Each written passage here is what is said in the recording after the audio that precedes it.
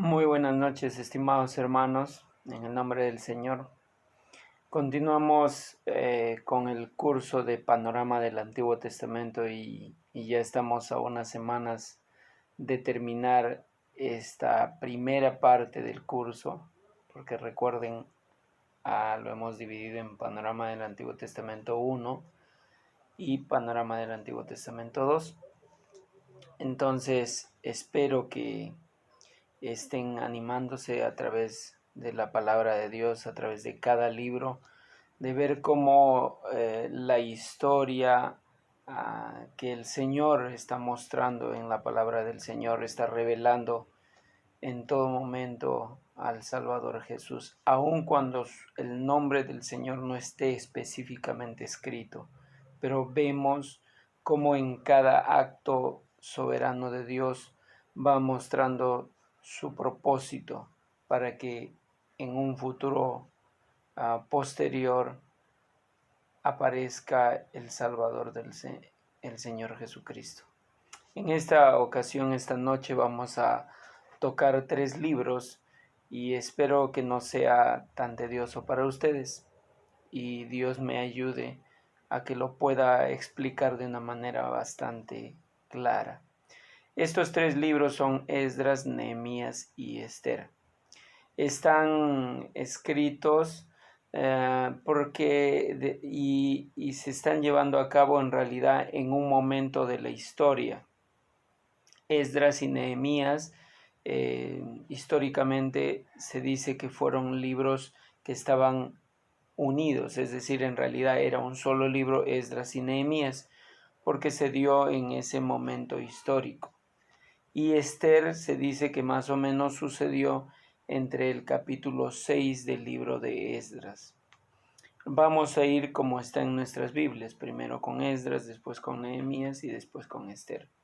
Ahora, estos 3 libros, lo que podemos ver es que dentro de estos 2 primeros libros, como son Esdras y Nehemías, relatan el cumplimiento de las profecías, o mejor dicho, dan veracidad a esa profecía que Jeremías había dicho de que 70 años el pueblo de Israel iba a ser cautivo. Como ustedes saben, fue tomado por los babilonios y eso fue prácticamente el juicio de Dios sobre el pueblo de Israel por la infidelidad hacia su única y verdadera adoración, que debía ser Dios.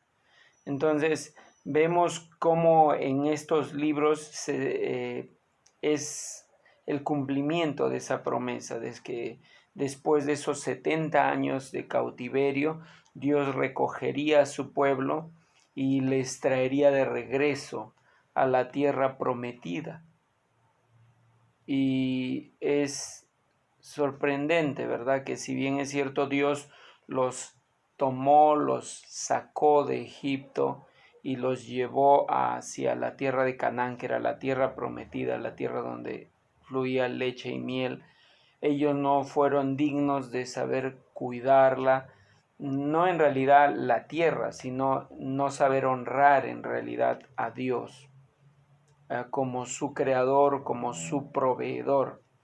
Entonces es así que ya ellos habían estado 70 años y recuerden, el libro de Crónicas termina justo con el decreto de Ciro, un rey persa que da la posibilidad de que todos los exiliados vuelvan a su tierra.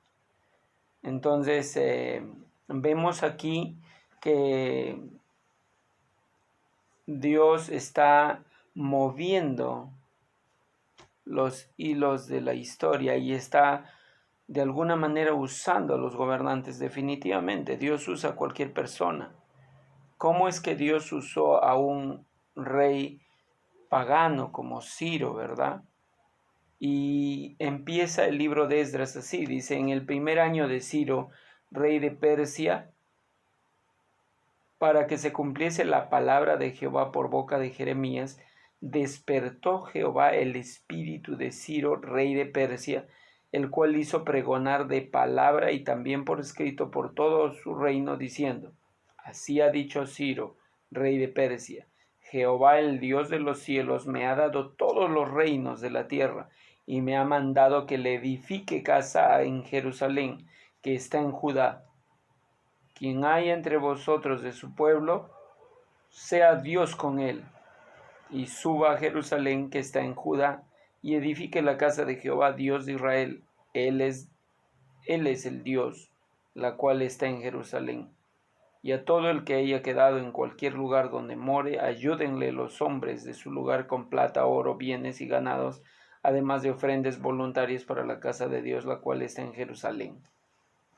Ahora, es sorprendente escuchar de la propia boca de este rey declarar que Jehová, el Dios de los cielos, dice, le ha dado todos los reinos de la tierra.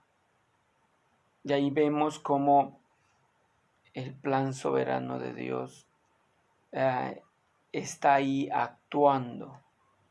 Vemos cómo Dios pone reyes, quita reyes, utiliza a un pueblo como los babilonios para que los presionen al pueblo de Israel debido a su infidelidad, pero cómo Dios utiliza a un imperio persa para liberarlos. Y eso nos habla de que Dios es un Dios de misericordia. Dios no mantiene su ira. Ojo, no estoy diciendo que no cumpla con sus juicios. Él cumple los juicios que da a un pueblo infiel, pero Él no retiene la ira, sino que Él se deleita en misericordia, como dice la palabra de Dios. Ahora, vemos aquí cómo estos libros tienen una gran importancia para el pueblo judío y sobre todo para nosotros. ¿Por qué? Porque con mayor razón el pueblo judío entendía la promesa que le había dado a Abraham, ¿verdad? De que iba a multiplicar la nación y que iba a ser simplemente bendita. Y en todos esos 70 años de cautiverio, definitivamente para ellos es como que esa promesa no se estaba cumpliendo, pero en realidad Dios sí la estaba cumpliendo. Era ellos que no habían sido fieles al pacto de Dios. Y entonces vemos aquí cómo el Señor está usando a Ciro para que estos judíos que habían sido exiliados, que habían sido llevados cautivos, pues ahora ellos vuelvan al lugar donde Dios les había dado hace mucho tiempo. Ahora, este libro lleva el nombre de Esdras y nosotros sabemos que es el personaje principal de este libro. Pero como ya habíamos dicho, este libro estaba unido y históricamente sabemos que era un solo libro, así como uno de Crónicas, dos de Crónicas, uno de Reyes, dos de Reyes. Era un solo libro, pero por el grado de extensión, como que se particionó y como que nosotros consideramos libros independientes, pero en realidad es un solo libro. Ahora, Esdras no aparece en estos primeros capítulos literalmente, pero lo que sí, ¿por qué razón? Porque este retorno del pueblo de Israel se dio en 3 etapas y utilizó Dios a 3 líderes. Vemos que primero Dios utilizó a Zorobabel en el primer regreso, que fue en el año 536. Después utilizó al líder como Esdras en el año 458. Y el tercer regreso es Nehemías, el 445 a.C. Entonces, definitivamente nosotros cuando leemos la Biblia lo leemos pues así de una manera fluida, pero ha habido intervalos de tiempo. Vemos aquí como en los capítulos del 1 al 3 se nombra bastante a Zorobabel, y es que en ese tiempo fue el primer regreso, es el primer remanente, es decir, la primera cantidad de exiliados que estaban regresando nuevamente a Jerusalén. Después Dios utiliza a Esdras, y es donde ahí aparece ya en los siguientes capítulos. Y es que entre capítulo y capítulo sucedió varios años, pasaron muchas veces 50 años, y para nosotros nos parece como si continuara la historia de manera fluida, ¿verdad? Y no es así. Ahora, ¿qué podemos ver aquí?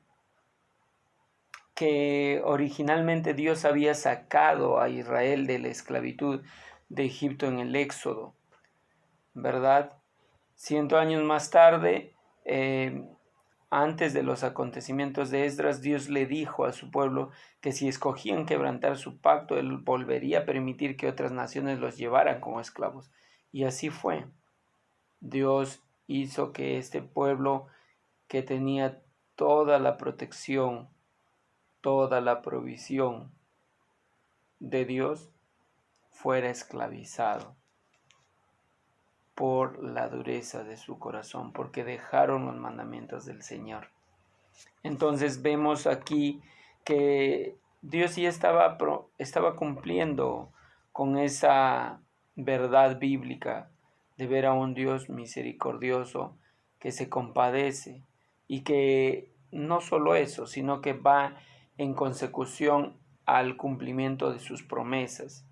Dios dijo que ese pueblo de Israel nunca iba a extinguirse, que Dios iba a permanecer siempre sobre su pueblo, a pesar de que el pueblo sea infiel.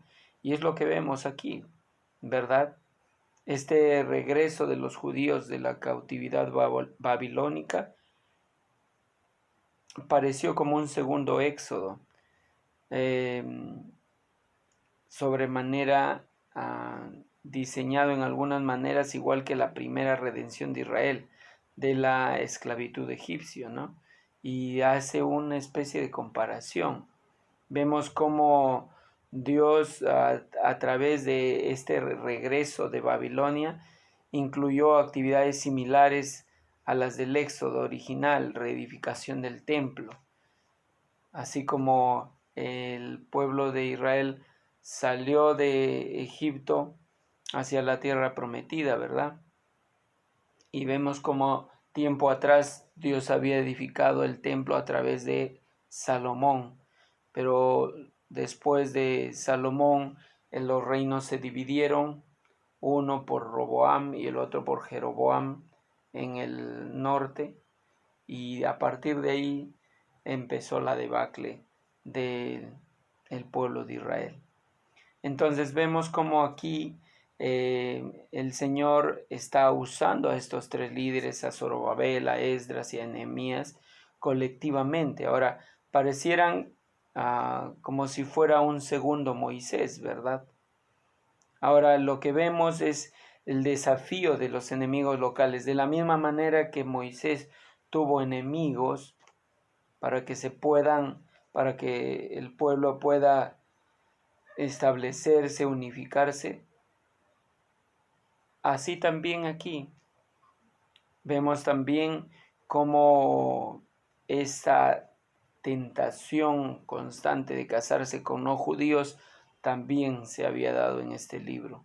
También se muestra como hombres que tenían una descendencia judía habían tomado mujeres de otros pueblos, y eso generó una mezcla de tradiciones y por lo tanto el olvido de la verdadera y única adoración a Dios. Entonces, vemos en este libro cómo el Señor va usando a este hombre, Esdras, un hombre preparado y que viene de una línea sacerdotal. Vemos en el capítulo 7 con mucha claridad cómo aparece el nombre de Esdras ahí, y dice en el verso 6: este Esdras subió de Babilonia, era escriba diligente en la ley de Moisés, que Jehová Dios de Israel había dado. Y le concedió al rey todo lo que pidió, porque la mano de Jehová su Dios estaba sobre Esdras.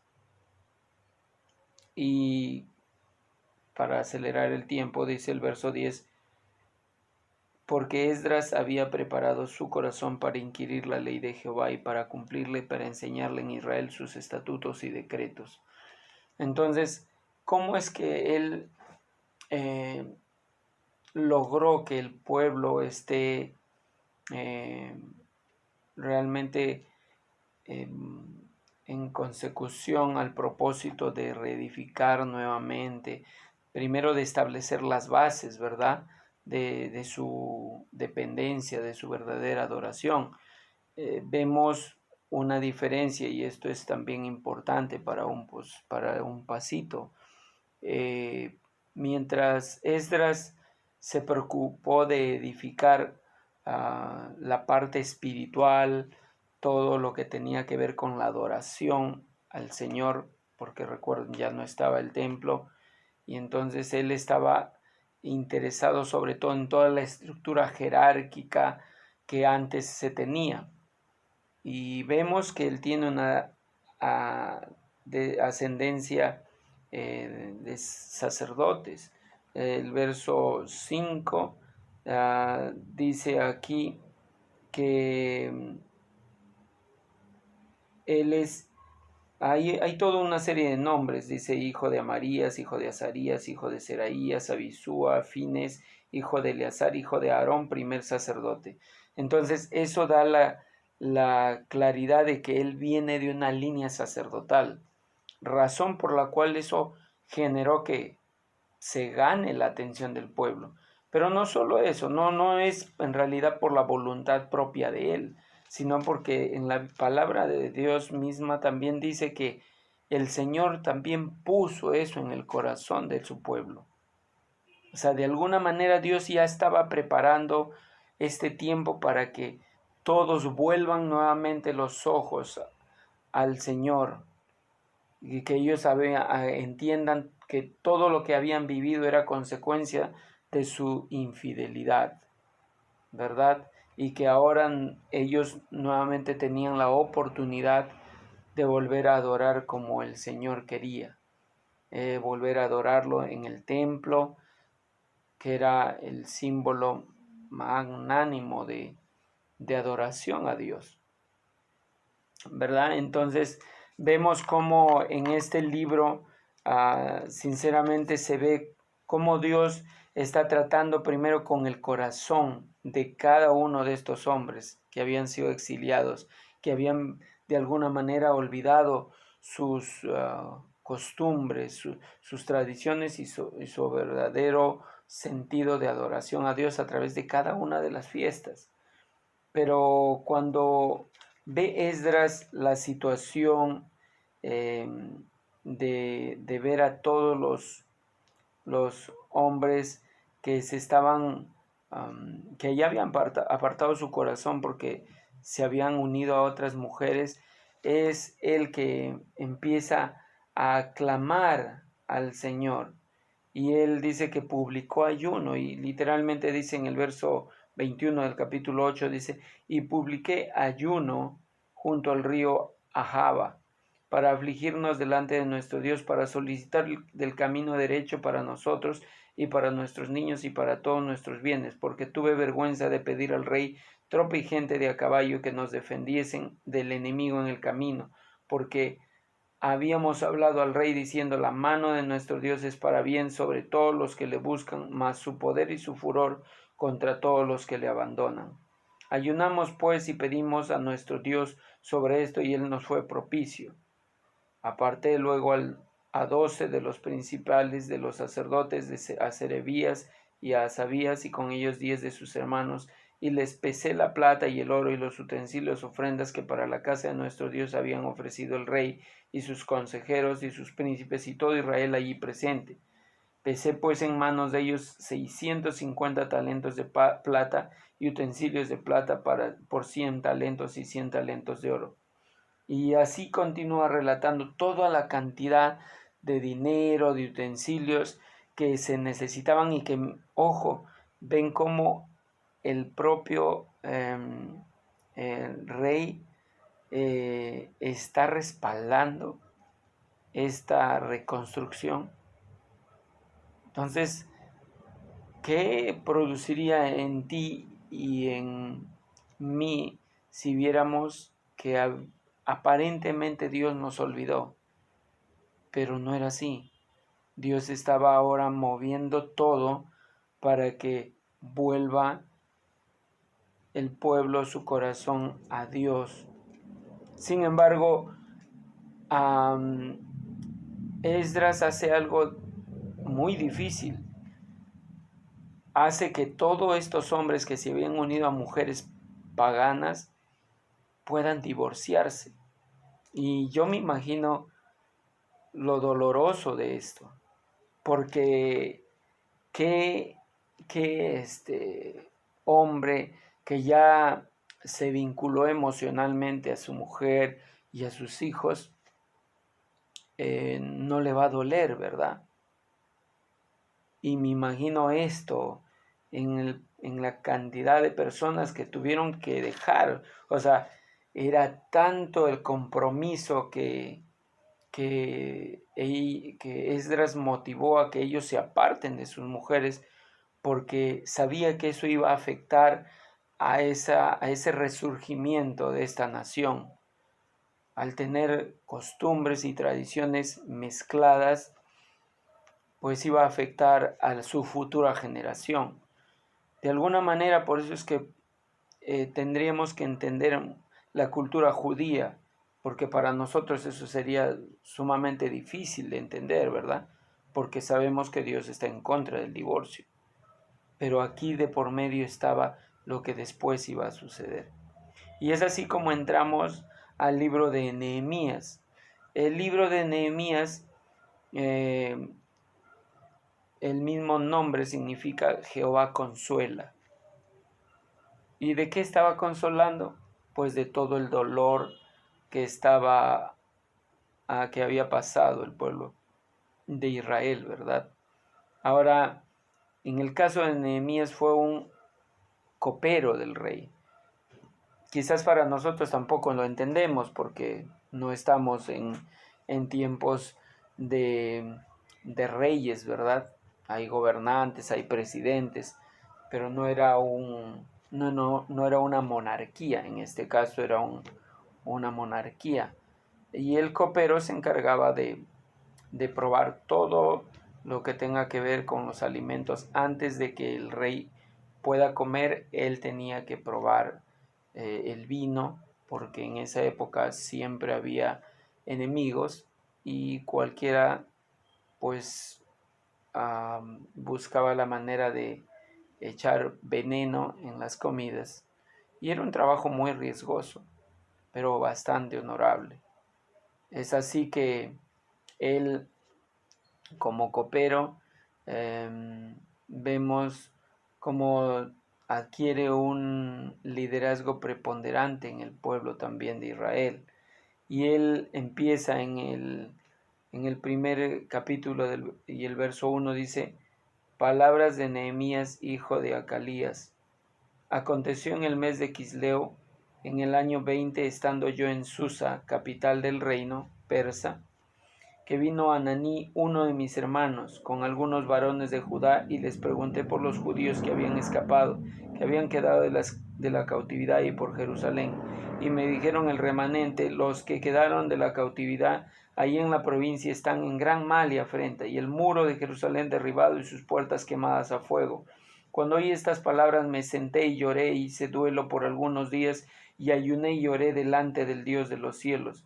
Y dije, te ruego pues, oh Jehová, Dios de los cielos, fuerte, grande y temible, que guarde el pacto y la misericordia a los que le aman y guardan sus mandamientos, esté ahora atento tu oído y abiertos tus ojos para oír la oración de tu siervo, que hago ahora delante de ti día y noche, por los hijos de Israel tus siervos, y confieso los pecados de los hijos de Israel que hemos cometido contra ti. Sí, yo y la casa de mi padre hemos pecado. En extremo nos hemos corrompido contra ti y no hemos guardado los mandamientos, estatutos y preceptos que diste a Moisés tu siervo. ¿Ves? Esto, como ya yo les había dicho, es parte también de lo que estaba sucediendo en el tiempo de Nehemías, ¿verdad? Se había estado, como ya les había dicho, Dios usó a 3 líderes, Zorobabel, a Esdras y a Nehemías, y este es el tercer remanente. Y aquí utiliza Dios a Nehemías ya no um, para liderar y para llegar a establecer esas estructuras jerárquicas y religiosas como lo hizo Nehemías, sino para levantar los muros, es decir, para establecer, eh, levantar muros, digamos, físicos. Hay algo que me gustó de un comentarista, de un pastor. Él dice que mientras Esdras levantaba los muros espirituales, es decir, apartarse y no contaminarse con pueblos paganos, y es por esa razón que tuvieron que separarse de sus mujeres y dejar a sus propios hijos para estar completamente enfocados en Dios y no contaminarse con tradiciones. Aquí Nehemías tuvo como un propósito claro el levantar los muros para que se lleve a cabo la adoración completa a Dios. Pues aquí se va a ver la reconstrucción del templo, del segundo templo en Jerusalén. Ahora, nosotros podemos ver que este libro antes se consideraba segundo de Esdras, pero nosotros en nuestras Biblias no está así, ¿verdad? Está como libro de Nehemías, da la apariencia de que es un libro totalmente separado. Y si bien es cierto, es otro líder, pero como ya les había dicho, todo forma parte de una misma historia, quizás en diferentes tiempos. Aunque sabemos que gran parte de este libro fue claramente extraído de los diarios personales de Nehemías y escrito desde la perspectiva de Nehemías en primera persona, tanto las tradiciones judías como cristianas reconocen a Esdras como el autor. Eso es lo que las tradiciones judías refieren. Sin embargo, no hay una evidencia clara que digan que son originalmente escritos por él, porque no están literalmente dicho así, ¿verdad? Pero el propósito cuando Dios deja un libro, nunca su meta final es saber quién escribió el libro. Así nosotros veremos en el Nuevo Testamento, hay algunos libros, por ejemplo, como el de Hebreos, que no sabemos en realidad quién lo escribió, ¿verdad? Hay sospechas, hay ciertas características que dan la apariencia que fue Pablo, pero no hay esa claridad. Y así en este caso. Ahora, el contexto histórico es que, así como habíamos dicho en el caso de Esdras, vemos aquí que este libro refleja esa fiel promesa que Dios hizo al pueblo, de que no iba a dejarlos en el exilio, sino que Él los iba a traer, ¿verdad? Y Él trajo, si bien es cierto, a los asirios y a los babilonios para disciplinar a Judá e Israel, porque habían desobedecido los mandatos y habían apartado de la verdadera adoración. En el 722 a.C. los asirios deportaron a las 10 tribus del norte y las dispersaron por todo el mundo, que en ese entonces se conocía, ¿verdad? Varios siglos después, alrededor del año 605 a 586, Dios usó a los babilonios para saquear y destruir casi y despoblar a toda Jerusalén, debido a que Judá había persistido en su infidelidad al pacto. Entonces vemos aquí que ya está Dios usando nuevamente a Nehemías para animar al pueblo a reconstruir los muros, que eran en realidad los lugares, las zonas de protección de toda ciudad. Nosotros acá no necesitamos muros porque el Estado comanda también el ejército, comanda las Fuerzas Armadas y entonces hay límites territoriales, ¿verdad? Pero en esa época no existía eso. Si bien es cierto, había vigías, pero una ciudad era protegida por muros. Y como recuerden, Nehemías dice que él vio los muros totalmente quemados, entonces fácilmente habían sido presa fácil pues de los enemigos, ¿no? De los saqueadores y todo. Ahora, el libro de Nehemías, ese es el libro que nos relata que él estaba sirviendo en la época del rey Artajerjes. Ahora, Nehemías disfrutaba de una vida, si bien es cierto, lujosa, pero después de enterarse de esas condiciones en las que existía Jerusalén, renunció a esa vida para regresar a la ciudad de sus antepasados a fin de reedificar los muros. Ves cómo Dios siempre motiva a algún hombre a que tenga esa carga, ¿verdad? Y a poder liderar a otros. Siempre Dios usa líderes, como en la actualidad Dios utiliza pastores para liderar a un grupo de creyentes, ¿verdad? En este caso, Nehemías se aparta de todos estos lujos y vemos cómo este hombre entra en acción, ¿verdad? Cómo este hombre tiene mucha firmeza y él lo que generó es que haya muchas reformas religiosas y sociales. Este hombre Nehemías, cuando es evidenciado por el rey de ver su tristeza, él hace que el rey sea movido a misericordia y hace que tenga todo el respaldo del rey. Entonces vemos aquí una vez más cómo el Señor está haciendo todo para que su voluntad, su nombre sea enaltecido, como a través de hombres que no conocían, no tenían la claridad de la escritura, pero el Señor quería cumplir con sus promesas. Entonces, ¿cuál es la razón principal por la cual se escribe este libro? Pues simplemente, como ya les había dicho, ya Jerusalén estaba desolada, destruida, los muros estaban simplemente destruidos y el objetivo era llevar a cabo esa reconstrucción. Entonces vemos como aquí en este tercer regreso, recuerdan el tercer remanente bajo Nehemías,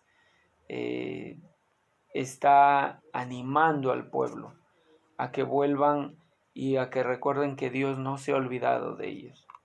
Entonces vemos cómo este libro motiva a otros a actuar, a vencer también las críticas, porque recuerden, aquí hay de la misma manera que Esdras tuvo enemigos para que se lleve a cabo las reformas, aquí también Nehemías también tuvo muchos enemigos que obstaculizaron para que se lleve a cabo el levantamiento de estos muros. Y ustedes, yo les animo que puedan leerlo. Yo por cuestiones del tiempo no lo voy a poder tocar, van a ver cómo el muro, en realidad la reconstrucción se detiene a causa de estos enemigos, de Sanballat y todo el grupo que estaba ahí. Pero gracias a Dios, después de 15 años, ellos vuelven y continúan levantando esos muros. Vemos cómo el Señor utiliza a Nehemías para designar dirigentes y para que ellos también eh, puedan ser motivados y motivar también a otros. Y aquí en este libro aparece Esdras, como Esdras cuando él lee la ley al pueblo, dice que él estuvo muchas horas leyendo al pueblo la ley de Moisés que conocían, y dice que ellos reconocían al Señor y recordaban todo el dolor que habían pasado. Y es ahí cuando Esdras confiesa los pecados de Israel y el Señor les hace recordar que Él nunca se olvidó de ellos. Es así que al final, casi al final del libro se ve cómo el pueblo decide honrar al Señor, se establece todas las leyes ceremoniales y toda la construcción del templo se lleva a cabo, pero tristemente el libro termina de una manera, lógica para la condición humana. Ellos vuelven a contaminarse y es así que ve Nehemías como estos hombres se habían unido a mujeres amonitas y moabitas, y ustedes y yo sabemos que estos eran pueblos que Dios había dicho que se tenían que exterminar, que los tenían que exterminar, pero lastimosamente por líderes anteriores no se dio, y producto de ello estos hombres se habían mezclado. ¿Y qué actitud tuvo Nehemías? Una actitud bastante drástica. Leemos en el verso 23 en adelante, dice: vi asimismo en aquellos días a judíos que habían tomado mujeres de Asdod, amonitas y moabitas, y la mitad de sus hijos hablaban la lengua de Asdod, porque no sabían hablar judaico, sino que hablaban conforme a la lengua de cada pueblo. Y reñí con ellos y los maldije, y herí a algunos de ellos y les arranqué los cabellos y les hice jurar, diciendo: no daréis vuestras hijas a sus hijos, y no tomaréis de sus hijas para vuestros hijos, ni para vosotros mismos. ¿No pecó por esto Salomón, rey de Israel, bien que en muchas naciones no hubo rey como él, que era amado de su Dios, y Dios lo había puesto por rey sobre todo Israel? Aún a él hicieron pecar las mujeres extranjeras, y obedeceremos a vosotros para cometer todo este mal tan grande de prevaricar contra nuestro Dios tomando mujeres extranjeras. ¿Qué nos hace ver este capítulo final del libro? Que lo que Dios había querido forjar durante mucho tiempo atrás era transformar el corazón, ese corazón pecaminoso de cada ser humano, de cada judío, pero vemos cómo esto sigue prevaleciendo, que aun cuando hubo reformas, hubo ciertos avivamientos, es decir, esos deseos de comprometerse completamente a Dios, se ven opacados nuevamente por el corazón humano.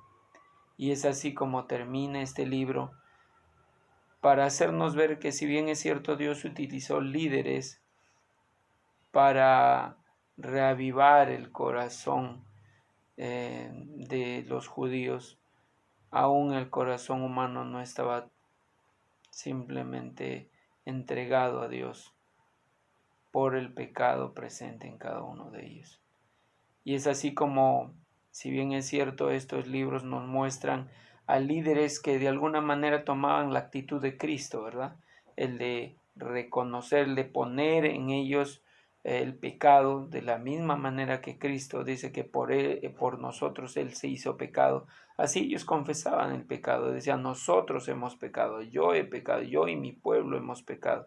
Ellos tomaban ciertas actitudes como las tuvo Cristo. De hecho, no eran hombres perfectos, pero eso nos da un esbozo de quién después reconstruiría o levantaría sinceramente el corazón de cada ser humano y lo limpiaría completamente, algo que ellos como líderes no podían hacer. Y así termina este libro. Y finalmente, hermanos, gracias por su paciencia, vamos a terminar con el libro de Esther. Como ya les había dicho, el libro de Esther está metido más entre el libro de Esdras, es decir, entre el capítulo 6 de Esdras. Vemos como aquí el rey Asuero es el que estaba gobernando, y en la historia también se le conoce como el rey Jerjes. Entonces, este hombre era un hombre que le gustaba la pomposidad, como, bueno, como muchos presidentes hoy en la actualidad, ¿verdad? Que les gusta mostrar la abundancia de sus posesiones. En este caso, vemos como este rey de Persia eh, dice que para mostrar las riquezas de la gloria de su reino, eh, él lo mostró durante 180 días, haciendo banquetes y fiestas, unas fiestas que no lo menciona la Biblia, pero claramente, pero eran fiestas de desenfreno total, sexual, de licor y cosas así, ¿verdad? Entonces vemos en este libro que así empieza la vida de este rey, pero que en este tiempo él pues tenía como reina a Basti, y era una mujer que, según refiere la Biblia, también era una mujer muy hermosa. Y resulta que ellos hicieron banquetes por separado, o sea, el rey y la reina Basti. Pero cuando él lo manda a llamar, simplemente ella se resiste y no va. Eso fue motivo para que él saque a reina Basti y él mande a sus súbditos a que de todo el reino busquen a las mejores mujeres, a las mujeres más bellas para su harem. Y es así que, de una manera sorprendente, y no podemos decir casualidad, porque para Dios no existen casualidades, escogen a Esther como una de esas mujeres. Y dice la palabra del Señor que el corazón de Asuero, cuando vio a esta mujer, él dejó de interesarla, toditas las mujeres que estaban ahí presentes, y simplemente hace que Esther sea proclamada reina. Y vemos aquí que dice en el verso 2, dice, pasadas estas cosas, sosegada ya la ira del rey Asuero, se acordó de Basti y de lo que ella había hecho y de la sentencia contra ella, y dijeron a los criados del rey, sus cortesanos busquen para el rey jóvenes vírgenes de buen parecer. Y es ahí donde yo les dije que escoge a Esther. Y entonces, ¿quién era Esther? Esther era una hija de la descendencia de Benjamín. Sus padres habían muerto, ella era huérfana, y Mardoqueo era su primo. Y vemos cómo él la adopta y él la cría. Es así que dice el verso 5, que había en Susa, residencia real, un varón judío cuyo nombre era Mardoqueo, hijo de Jair, hijo de Simei, hijo de Cis, del linaje de Benjamín, el cual había sido transportado de Jerusalén con los cautivos que fueron llevados con Jeconías, rey de Judá, a quien hizo transportar Nabucodonosor, rey de Babilonia, y había criado a Hadasa, es decir, Esther, hija de su tío, dice, porque era huérfana y la joven era de hermosa figura y de buen parecer. Cuando su padre y su madre murieron, Mardoqueo la adoptó como hija suya. Sucedió pues que cuando se divulgó el mandamiento y decreto del rey, y habían reunido a muchas doncellas en Susa, residencia real, a cargo de Hegai, Esther también fue llevada a la casa del rey, al cuidado de Hegai, guarda de las mujeres.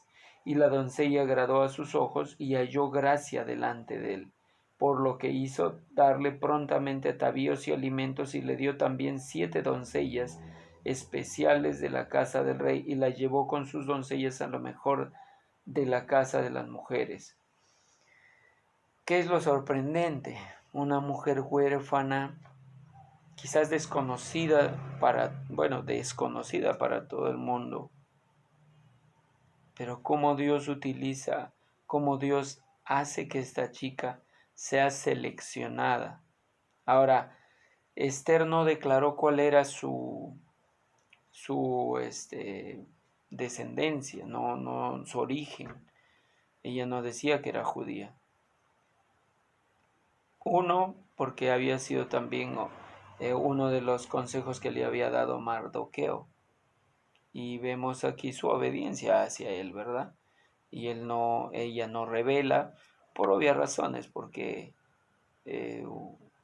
los judíos ellos habían sido exiliados, y me imagino que para los persas era humillante tomar a una mujer judía, ¿verdad? Como una de sus doncellas. Entonces se mantuvo en reserva. Es así que Esther ya llega a ser reina, pero de un momento a otro, Mardoqueo, él era un hombre que tenía cierto renombre y función en la monarquía del rey Asuero, y él escucha la confabulación de 2 hombres para asesinar al rey Asuero o Jerjes. Entonces él da aviso a través de un eunuco para que avise a Esther, y Esther le pueda decir al rey. Es así que el rey se entera de esto y ordena que maten a esos 2 súbditos infieles, y esto normalmente en la cultura persa, cualquiera que tenía un acto de bondad para con el rey tenía que ser reconocido, pero sorprendentemente vemos que se le olvidó al rey, se le olvidó, y digo entre comillas porque ahorita vamos a ver qué sucede. Entonces, después de esto, Amán asume un cargo honroso en el reinado del rey Asuero. Es así que este hombre tiene tanto poder que una de las cosas que detestaba de Mardoqueo era su descendencia, era su origen, era judío. Y Mardoqueo, cuando dice que llegaba Amán, él no se ponía de rodillas delante de Amán. Entonces vamos a leerlo, dice verso 2, capítulo 3. Y todos los siervos del rey que estaban a la puerta del rey se arrodillaban y se inclinaban ante Amán. porque así lo habían mandado el rey. Pero Mardoqueo ni se arrodillaba ni se humillaba. Y los siervos del rey que estaban a la puerta preguntaron a Mardoqueo: ¿por qué traspasas el mandamiento del rey? Aconteció que hablándole cada día de esta manera y no escuchándolos él, lo denunciaron a Amán para ver si Mardoqueo se mantendría firme en su dicho, porque ya él les había declarado que era judío. Y vio Amán que Mardoqueo ni se arrodillaba ni se humillaba delante de él, y se llenó de ira, pero tuvo en poco poner mano en Mardoqueo solamente, pues ya le habían declarado cuál era el pueblo de Mardoqueo, y procuró Amán destruir a todos los judíos que había en el reino de Asuero.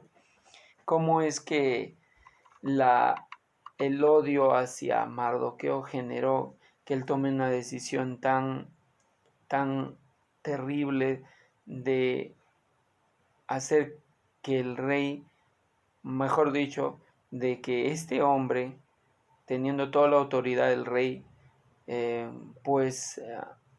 haga que haya un edicto en el que se asesine a varones, mujeres, niños, ancianos que sean de origen judío? Es así que vemos cómo Amán trama de una manera tan terrible esto, y dice que en el mes de Adar él ordena o establece que para esa fecha se asesine a todo judío, prácticamente se extinga toda esta nación, esta gran nación que Dios juró nunca iba a abandonar. Entonces, hasta este momento de la historia vemos cómo este pueblo estaba prácticamente en una amenaza tal que este edicto ya era prácticamente un hecho que se iba a dar, que se iba a efectuar. Sin embargo, de una manera muy sorprendente, el rey dice que una noche él no tiene sueño y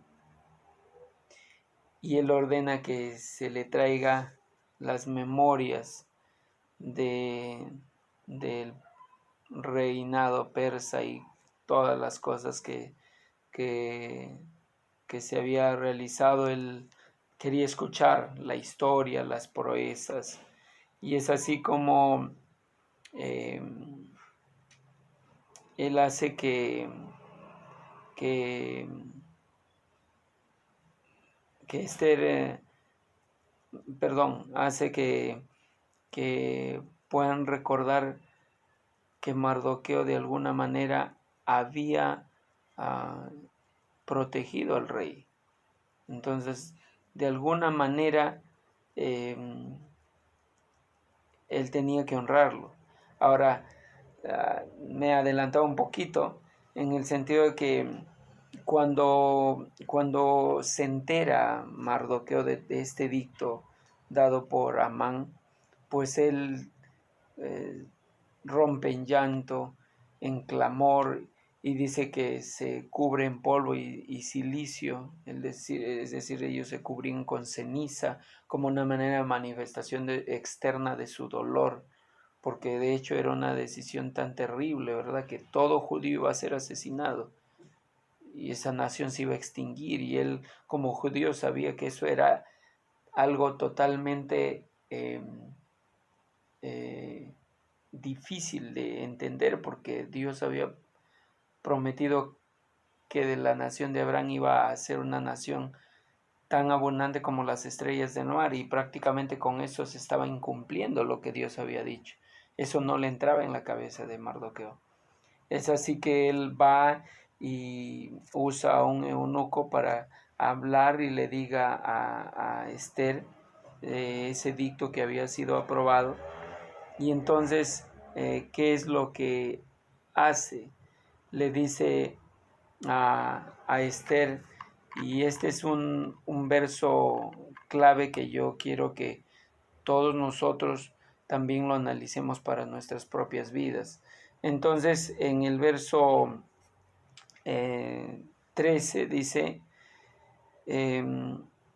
entonces dijo Mardoqueo que respondiesen a Esther.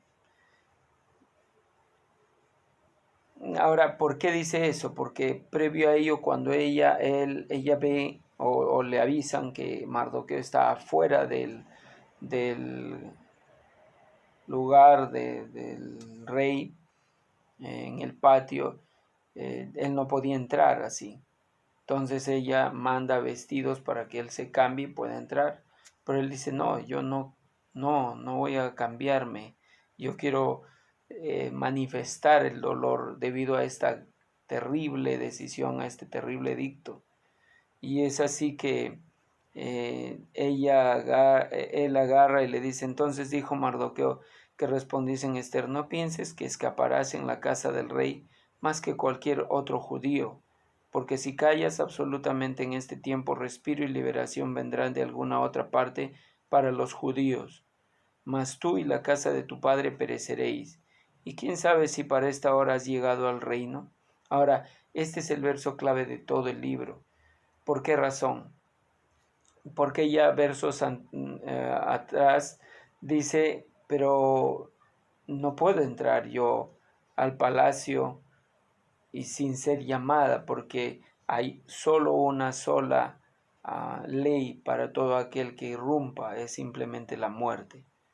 Pero cuando Dios utiliza a Mardoqueo en este tiempo, lo hace para que ella reflexione y se ponga a pensar cuál fue el propósito por el cual Dios permitió que ella, siendo judía, llegue a ser reina. Y eso nos da algo importante para reflexionar. ¿Cuál es el propósito que tú y yo tenemos cuando Dios nos pone en determinados lugares? Cuando Dios, por ejemplo, nos pone en un lugar, en un trabajo específico, tiene un propósito el Señor, nunca lo hace de casualidad. Y ahí es donde vemos cómo Dios de manera tan sorprendente se ve manifestado en cada situación que va aconteciendo en este tiempo. Aun cuando este libro es para todos sabido, y eso puede ser la pregunta de un examen, que este es uno de los libros en el que no se nombra a Dios en ninguno de los capítulos. No se nombra el nombre de Dios. Sin embargo, a pesar de que no esté nombrado el nombre explícito de Dios, se muestran esas marcas claras de su presencia, ¿verdad? Que Dios no está obrando aquí de casualidad no escogió a Esther, de casualidad no se le olvidó al rey dejar de honrar a Mardoqueo. ¿Por qué? Porque después iba a suceder algo extraordinario. Y es así como Dios hace que ella reflexione, que ella deje de pensar en sí misma, del temor tal vez de morir, porque todo su pueblo iba a padecer. Y es por esa razón que Mardoqueo le dice que si tú callas, dice, respiro y liberación vendrá de alguna otra parte. O sea, si tú no hablas, otros van a hablar, otros van a ser usados por Dios. Pero dice, más tú y la casa de tu padre pereceréis. Es decir, tu nombre va a ser olvidado. Por más nombre conocido sea ahora, ¿verdad? Como reina, ¿quién no la conocería? Pero eso iba simplemente a ser intrascendente si ella no tomaba una acción de valentía. Es así que ella dice en el verso 15, y Esther dijo que respondiesen a Mardoqueo, ve y reúne a todos los judíos que se hallan en Susa y ayunad por mí y no comáis ni bebáis en 3 días, noche y día. Yo también con mis doncellas ayunaré igualmente y entraré, y entonces entraré a ver al rey, aunque no sea conforme a la ley, y si perezco, que perezca. Un acto de valentía, ¿verdad?, de esta mujer. cómo a pesar de que de alguna manera ya estaba siendo influenciada por las tradiciones, porque todos estos banquetes pues eran banquetes de desenfreno y de gula. Esta situación le sirvió para que ella vuelva a reenfocar su mente en todo lo que ella conocía de su pasado, como sus padres le habían instruido como buen judío en todas las tradiciones, en toda la ley de Moisés. Por esa razón que vemos que ella dice, ayunen por mí, voy a ayunar yo con mis doncellas 3 días. Ella estaba buscando la respuesta de Dios. Y vemos cómo después de manera extraordinaria Dios hace que ella planifique, no sea tan evidente, y planea un banquete, invita exclusivamente al rey Asuero y a Amán. Y después de que ellos comen y beben, ya ellos estaban prácticamente bajo los efectos del alcohol, es donde ella revela cuál había sido el edicto que Amán había tramado para destruir a todo el pueblo de Israel. Y ustedes lo van a ir leyendo, cómo es que Amán había ya planeado perfectamente matar a Mardoqueo y levantó una horca para que ahí sea él ejecutado. Y sinceramente me sorprendió y me gustó mucho cómo se va dando el desenlace de este libro cuando eh, el, el rey Asuero no puede dormir. Coincidencia, casualidad, propósito, ¿verdad? ¿Cómo es que exactamente Dios hace que en ese momento él pueda, no pueda dormir y se le lea y en ese momento dice, un momento, Mardoqueo hizo un bien para conmigo, él protegió mi vida y cómo yo no le honré? Entonces, justo en ese momento Amán tenía ya pensado decirle al rey Asuero para que ejecuten a Mardoqueo, y cómo eso se tornó prácticamente para su propio malvado corazón de Amán. Cuando él pensaba destruir al pueblo de Israel, simplemente Dios no se lo permitió. Cuando Dios quería dañar a Mardoqueo, ejecutarlo, pues simplemente, como decimos hoy en la actualidad, él cavó su propia tumba, ¿verdad? Él preparó todas las cosas para otro, pero en realidad eso fue su propia tumba, el propio mal que él tramó para otros, simplemente lo recibió. Y es así como vemos que Dios protege a este pueblo judío del exterminio. Y este libro es muy hermoso por esta razón, que aun cuando el pueblo de Dios se haya olvidado o haya prácticamente pensado que Dios está de espaldas, pues simplemente el Señor ve todo y Él todas las cosas que hace lo hace para que su nombre sea exaltado, para que su nación sea siempre protegida. Y es lo que vemos nosotros cuando el Señor dijo, a todo aquel que te bendijere, te bendeciré, cuando le dijo a Abraham, ¿verdad? Y además a todo aquel que te maldijere, yo maldeciré. Vemos cómo Amán acabó simplemente muy mal y fue exterminado toda su familia. ¿Y qué es lo que nos aporta este libro?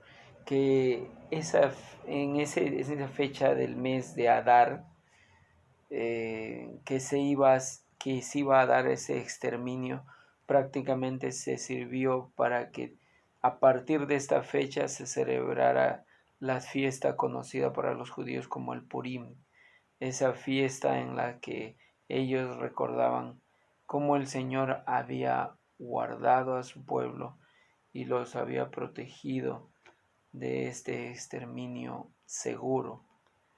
Entonces vemos cómo en este libro Dios muestra claramente su presencia, y porque Dios jamás iba a permitir que este pueblo sea exterminado, porque si este pueblo era exterminado, nunca hubiese dado la posibilidad a que venga de la descendencia de David el Señor Jesús. Es así como este libro también manifiesta al Señor Jesús, aun cuando no se nombra, ¿verdad? Porque sinceramente vemos que Dios hace todas las cosas.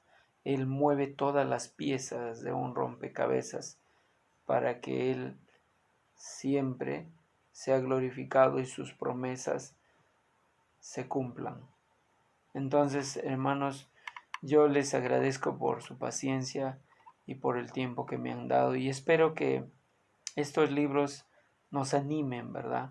Nos provoquen conocer más de la palabra del Señor, y sobre todo nos ayuden a aferrarnos más a sus promesas, y que aun cuando pareciera que todo es gris, el Señor está en medio de ello, protegiéndonos, cuidándonos, y que cuando nuestro corazón se humilla ante Dios, el Señor se encarga de exaltarnos. De la misma manera que Mardoqueo, él humilló su rostro delante de Dios, pidió a él dirección, y él oraba para que este pueblo no se extinga, y fue así. Y después, el capítulo final, que son solo 3 versos, vemos cómo Mardoqueo fue el segundo después del rey Asuero, confirmando lo que la palabra de Dios dice, ¿no? El que se humilla será enaltecido, mas el que se enaltece será humillado. Y así fue Amán, humillado por la poderosa mano de Dios. Así que, hermanos, muchas gracias, y Dios les bendiga en este tiempo, y que podamos, ya faltan 2 semanas para terminar el curso. Espero que puedan haber disfrutado este tiempo, y les agradezco por su paciencia. En el nombre de Jesús les bendigo. Muchas gracias. Hasta pronto.